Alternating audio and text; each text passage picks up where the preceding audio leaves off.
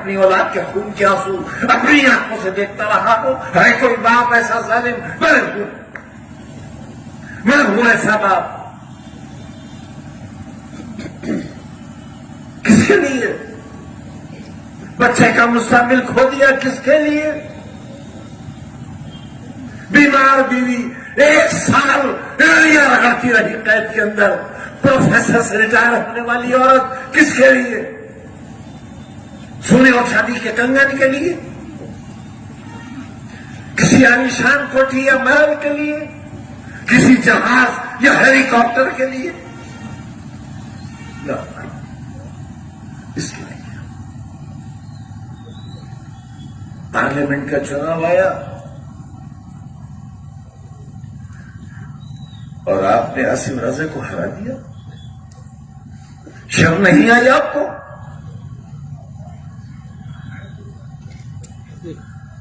घर से नहीं निकले आप क्योंकि एसी लगा है आपके घर में, कूलर है आपके घर में, बिजली आ रही थी 24 घंटे। ये इंतजाम किसने किया था? पानी की एक एक बूंद को तरसने वाला रामपुर 200 बरस पानी कम नहीं होगा। ये इंतजाम बफजले ताला किसने किया था? यही सड़क है, तुम चल सकते थे इस पर। ये तैयारियां तुम्हारे कल की किसने की थी? तारामंडल, गांधी समाधि, शानदार सड़कें। पार्लियामेंट की शक्ल की नगर पालिका क्यों बनाई थी? इसलिए कि तुम्हारी जिंदगियों में खुशनुमाई नहीं थी, खुशियां नहीं थी, सजावट नहीं थी। तुम एक अंधेरे का शिकार थे। तुम एक ऐसी रियासत में रहते थे जिसका मालिक तुम्हें गधे का बच्चा कहता था। तुम्हारे अजदाद को गधे का बच्चा कहता था और जो गधे का बच्चा कहलाता था वो अपने घर जाकर कहता था आज सरकार ने हमें गधे का बच्चा कहा है। मैं तुम्हें इंसान बनाना चाहता था, मैं तुम्हें बेहतरीन शहरी बनाना चाहता था, मैं तुम्हें हिंदुस्तान का सबसे अच्छा शहरी बनाना चाहता था। मैं तुम्हारे बच्चों को कलेक्टर और एसपी की कुर्सी पर बैठाना चाहता था, तुम्हारे दिल और दिमाग का इलाज करने वाला डॉक्टर बनाना चाहता था। ये था मेरा खुदा। और तुमने क्या किया मेरे अरमानों के साथ? घर से नहीं निकले राजा के लिए, क्योंकि एयर कंडीशन की ठंडी हवाएं तुम्हें ज्यादा पसंद थी। नैनीताल की ठंडी फिजाएं, हवाएं और वहां की पहाड़ियां तुम्हें पसंद थी और तुम नैनीताल चले गए। उसके लिए शर्म नहीं आई है? नहीं शर्म आई? मुझे आई, मुझे आज भी आती है शर्म। वहां जाकर शराबें पीने वाले लोग, ठंडी वादियों में ऐशो इशरत का वक्त गुजारने वाले लोग रामपुर के मुस्तकबिल के मुहाफिज नहीं हो सकते, न आज और न आने वाले कल।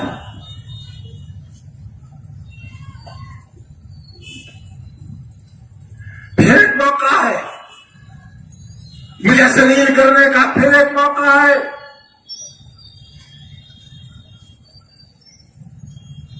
मैं चुनाव जीतता रहा तुम्हारी मोहब्बतों से, लेकिन चुनाव हराने वालों की ताकतें बहुत ज्यादा थी। मगर क्योंकि फजल इलाही हमारे साथ था, लिहाजा फतह हमारे नाम लिखी जाती थी और दुश्मन जलीलो ख्वार हुआ करता।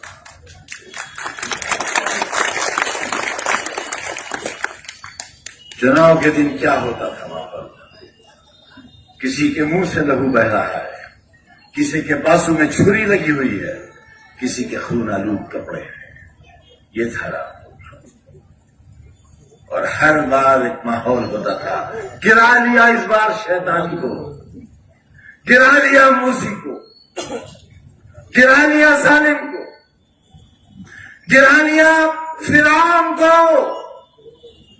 ये लक़ब दिए जाते थे मुझे। मैं तुम्हारी बस्ती का फिरौन। क्या कर रहा हूं भाई? लेकिन तुम्हारे ही बुजुर्गों ने, टेक्सटाइल के मजदूरों ने, रिक्शा चलाने वालों ने और बीड़ी के मजदूरों ने मेरे आंसुओं को अपनी हथेलियों में लेकर अपने होठों से चूस लिया था, इसलिए मैं तुम्हारी नुमाइंदगी करता रहा था।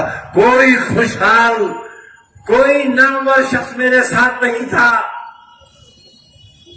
कोई पक्के मकान वाला मेरे साथ नहीं था, कोई मोटर वाला मेरे साथ नहीं था, कोई सफेद पोश मेरे साथ नहीं था। आज ये जो कुछ नजर आ रहा है, ये मेरी 50 साल की मेहनत का नतीजा है, मेरी 50 बरस की।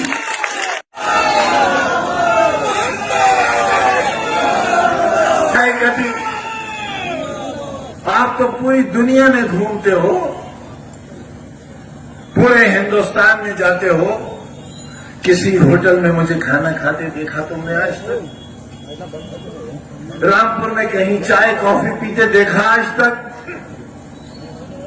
किसी ठेले पर बताशे खाते देखा आज तक? कभी कहकहा मारकर हंसते हुए देखा मुझे आपने? फिर आखिर मेरी मुस्कुराहटें क्यों छीन ली आपने? मेरी सांसें क्यों छीन ली आपने? 27 महीने की तनहा कोठरी की कैद क्यों दी आपने हमको? क्या गलती थी हमारी? क्या खता थी हमारी?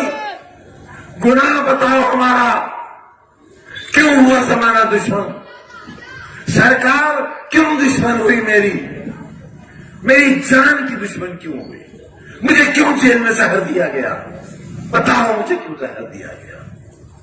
2 दिन तक कोरोना के भयानक मरीज को जेल के बाहर क्यों नहीं जाने दिया गया ताकि मैं मर जाऊं? क्यों आखिर किया आपने मेरे साथ ऐसा? मैंने तो तुम्हारे लिए एक ऐसा शानदार अस्पताल बनाया था जहां इतनी ऑक्सीजन का इंतजाम था कि पूरे मंडल के मरीज रामपुर आए थे। ये थी मेरी सोच उस वक्त जब कोरोना का नाम कोई जानता तक नहीं था। मैं तुम्हारे लिए एक ऐसा मेडिकल कॉलेज बना रहा था जहां दुनिया भर के लोग आते हैं। तुम्हारे मरीजों को दिल्ली और बंबई न जाना पड़ता। तुमने क्यों नहीं बनने दिया उसे? हाथ उठाकर बताओ, कितने लोगों ने जवाहर यूनिवर्सिटी को चंदा दिया है? तो बताओ हाथ उठाकर। एक डूबकर मर जाऊं मैं शर्म से। मैं तुम्हारे कल के लिए दर दर की ठोकरें खाता फिरा, भीखे मांगता फिरा, दामन फैलाता फिरा कि मेरे बच्चों के लिए जाना चाहिए। तुमने नहीं दिया। मैं दुनिया भर से मांग के लाया। आज ईडी की जांच चल रही है मेरे ऊपर, हथकड़ियां इंतजार कर रही है मेरा, इस रूम में कैद की कोठरियां मेरा इंतजार कर रही है तुम्हारे बच्चों के मुस्तकबिल की खातिर। ये दिया तुमने मुझे। और क्या देना चाहते हो? बेगैरत आवाज, और बता क्या देना चाहता है तू? इस जमाने के कैंसर, जिल्लत और ख्वारी के अलंबरदार, बता इस शहर को और क्या देना चाहता है? बेगैरत आवाज, बता क्या देना चाहता है? बेहया, अपनी मां की कोख से जने हुए, बता क्या देना चाहता है? आज भी ये आवाजें बाकी हैं, आज भी बाकी है। तुम पर जुल्म करने वाली आवाज ये सही मीर जाफर भी एक ही था।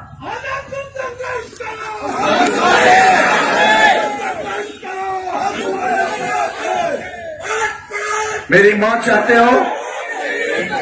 मेरी मौत चाहते हो? मारो मुझे, मार दो गोली यहां मुझे। खुदा की कसम, वो मौत मेरी जिंदगी की तकलीफों से सस्ती होगी और अच्छी होगी। मेरे पूरे घर को मार दो। तुम्हें मालूम है जुल्म के कितने पहाड़ सह रहे हैं हम?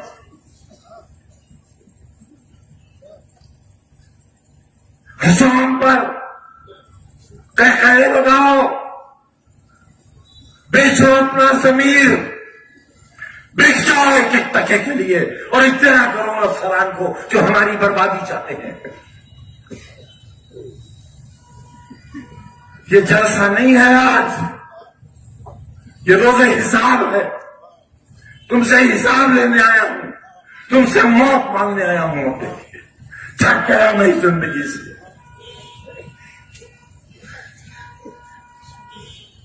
हजारा जेल में बंद है, उनके एरिया के आंसू नहीं देखे जाते मुझसे। जेल में बच्चे बंद है बेगुनाह, किसी ने मशीन नहीं चुराई है, किसी ने फर्नीचर नहीं चुराया है। मैं लाता था कलकत्ते से ट्रक के ट्रक भर के फर्नीचर के पुराने कबाड़ के, उनकी मरम्मत कराता था, उन्हें पॉलिश कराता था और तुम्हारी उस हस्ती में पूरे सजाता था। पुलिस उन्हें उठाकर ले गई, हमें डाकू और चोर बना दिया। जीना चाहूंगा ऐसी जिंदगी ना। हराम है खुदकुशी, इसलिए जिंदा हूं क्योंकि खुदकुशी हराम। 32% वोट दिया आपने और 40% दे देते तो आसिम राजा आज 60,000 70,000 वोट से जीता हुआ पार्लियामेंट होता और मेरी वकालत कर रहा होता पार्लियामेंट में। आपने हरा दिया उसे। शाबाश, मुबारक आपको, मुबारक अय्यूर रामपुर वालों, आपको एसी की ठंडक मुबारक, कूलर की ठंडक मुबारक, टाइल्स लगे हुए घर मुबारक, पत्थर के फर्श मुबारक, फिसल के गिर जाते अगर वोट डालने चले जाते। पुलिस ने डंडा मारा था ना जमीन पर, इसलिए भाग खड़े हुए थे।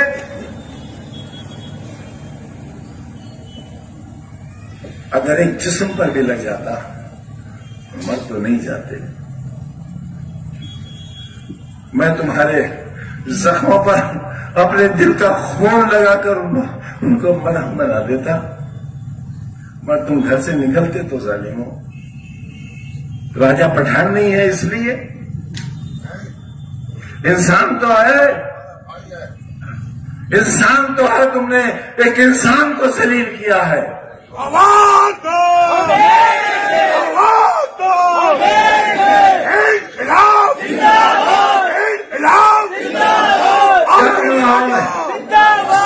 क्या माहौल है शहर का?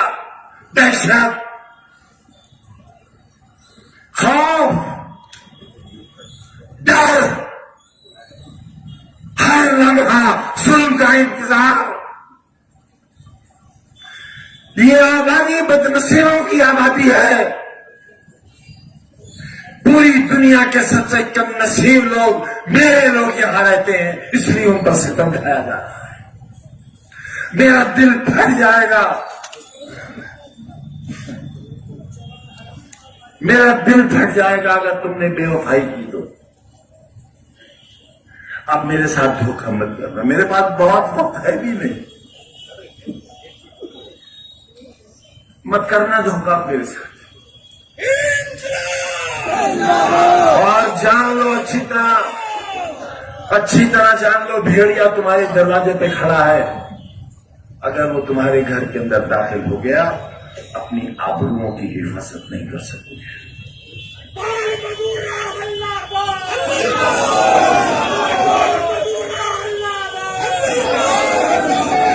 कुछ मत सोचना मेरे लिए, कुछ मत सोचना मेरे बारे में बहनों, कुछ मत सोचना।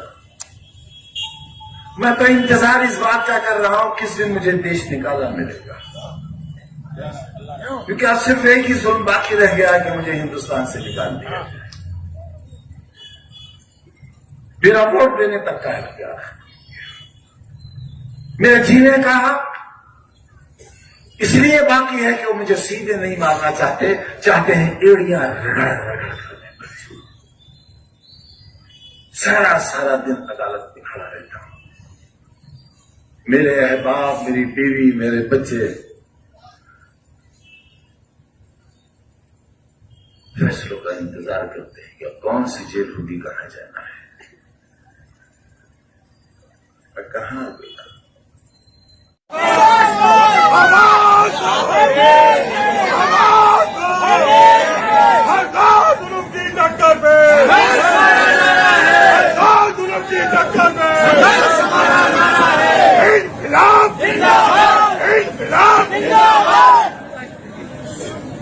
स्टेज पर सभी मुअज़्ज़ज़ साहिबान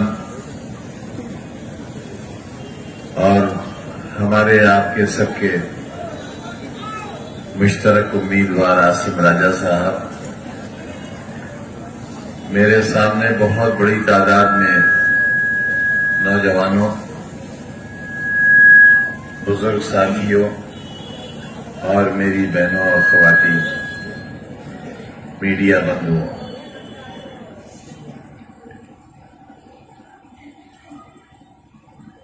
मैं आज बिल्कुल जीरो की हैसियत में आपके सामने खड़ा हूं।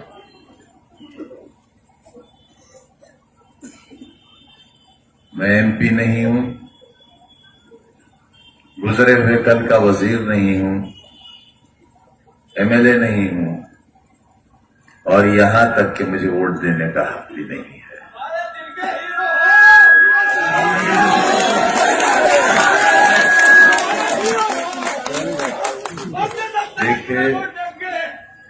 देखे थे हमने जो वो हसी ख्वाब क्या हुए, वो वादा अतरसों का ख्वाब क्या हुए। हमसे तो बहुत वादे किए थे बापू आपने, मुल्क को आजाद कराने वालों, बहुत वादे किए थे और हमारे उलमा ने फांसी के फंदे चूमे थे। उनकी कुर्बानियां इतनी थीं कि गड्ढे पट गए थे और टीले बन गए थे उनकी लाशों से। उनकी हवेलियों के दरवाजे उनकी लाशों से सजा दिए गए थे। एक मीर जाफर ने किले का दरवाजा खोल दिया था और वक्त का टीपू सुल्तान अपने तमाम साथियों के साथ शहीद हो गया था। ये वो दिन था जब अंग्रेज हिंदुस्तान में दाखिल हुआ। तारीख फिर अपने आप को दोहराती है। बहुत नाराज रहते हैं आप लोग हमसे। आपसे मुराद आप नहीं, वो लोग जो मुनाफिक हैं, जो अपने आप के दुश्मन हैं, अपने कल के दुश्मन हैं, अपनी नस्लों के दुश्मन हैं। यहां भी कम नहीं होंगे वो लोग, और यहां वो लोग भी मौजूद हैं जिनका टेलीफोन सीधा मुरादाबाद और रामपुर और लखनऊ और दिल्ली तक मिला हुआ होगा। यहां से डायरेक्ट टेलीकास्ट हो रहा है और वो सुना जा रहा है। अगर मेरी ये हैसियत नहीं होती, जिसकी कोई गलतफहमी नहीं है मुझे, तो 24 घंटे नहीं बल्कि 24 मिनट के अंदर मेरी मेंबरशिप खारिज करके इलेक्शन कमीशन नए चुनाव का ऐलान नहीं कर देता। 5 बजे अदालत का हुक्म होता है और इस जुर्म की सबसे बड़ी सजा जो कि 3 बरस की थी, अगर ये 30 बरस की भी होती तो ये सजा शायद मुझे दी जाती। वो सजा दी गई और 5:10 पर इलेक्शन कमीशन ने ऐलान कर दिया कि रामपुर में इलेक्शन होगा। और रातों रात उत्तर प्रदेश विधानसभा के स्पीकर ने विधानसभा 37 नहीं बल्कि हड़बड़ाहट में विधानसभा 38 की सीट को वैकेंट डिक्लेयर कर दिया और अगले दिन चुनाव की तैयारियां शुरू हो गई। इतनी कि आप हिफाजत करोगे, मुहाफिज बनोगे। मुझे तो सजा मिल गई, बचोगे आप भी नहीं। और याद रखना, मेरी सजा तो कब्र में मेरे साथ चली जाएगी, मगर तुम्हारे गुनाह की सजा कई नस्लें भुगतेंगी। आखिरत में जवाब नहीं दे पाओगे। मैं जब एम्बुलेंस से अपनी जिंदगी और मौत की सांसें गिन रहा था, और सीतापुर जेल से मुझे निकाला गया था ये सोच करके मैं जेल के अंदर न मर जाऊं, सीतापुर की सरहदों के बाहर जाकर मरूं। उस वक्त भी ये कलम मेरी जेब में लगा हुआ था, यही कलम था। अपने लिए नहीं, तुम्हारे बच्चों के लिए। मैं तो पढ़ चुका, मेरे गुनाह की कितनी सजा दोगे आप? मैं एमपी नहीं रहा इसलिए कि मैंने ये सोचा था कि हुकूमत आ जाएगी और मैं उस अंधेरे को एक बार फिर उजाले में तब्दील करने की मौला के करम से कोशिश करूंगा जो रह गया। उम्मीद थी कि सरकार बनेगी, यकीन था सरकार बनेगी, ना उम्मीद पूरी हुई ना यकीन पूरा हुआ, सरकार नहीं बन सकी।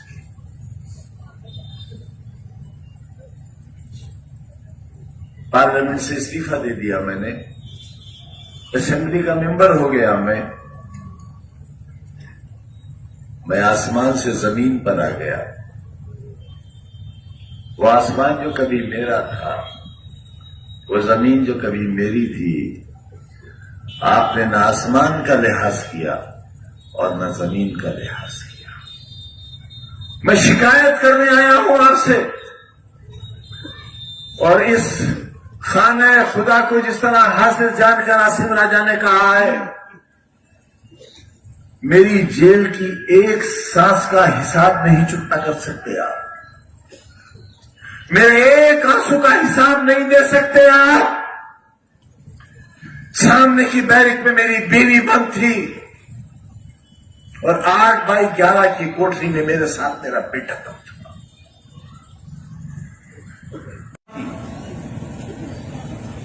क्यों आखिर क्या गुनाह है मेरा? एक वोट की तो मांगता हूं, और वोट भी नहीं मांगा, कभी नहीं मांगा आपसे, कभी नहीं कहा मुझे वोट दो, हमेशा कहा मेरा साथ दो। मैंने बाजू फैलाकर आपको अपने बाजू में समोना चाहा, इसलिए कि आप मेरे दिल की धड़कन हो,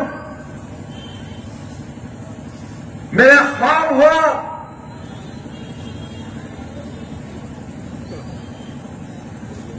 मैं आबरू हूं आपकी और आप जान हो मेरी। न मैं आबरू खोना चाहता हूं और न तुम जान खोना चाहोगे।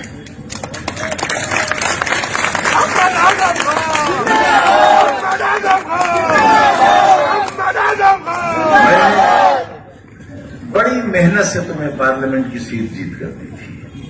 किससे जीती थी मैंने? हिंदुस्तान की एक बहुत मशहूर फिल्म अदाकारा से, जिनका बहुत ग्लैमर था रामपुर में। 2 बार की सांसद रही हुई, उत्तर प्रदेश में भाजपा की सरकार, केंद्र में भाजपा की सरकार, इसके बावजूद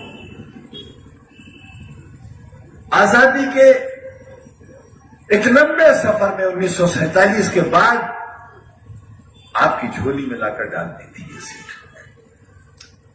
तकरीबन 1.5 लाख वोटों से जीतकर। और उस वक्त जबकि 1.5 लाख वोटों की बेईमानी भी हुई थी, मगर आपने उसकी कदर नहीं की, ठोकर से मार दिया आपने उसे।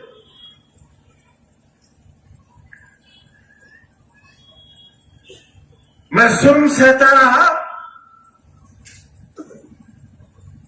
मेरा पूरा खानदान, ये खानदान ही तो है मेरा, आज भी जेलों के अंदर है।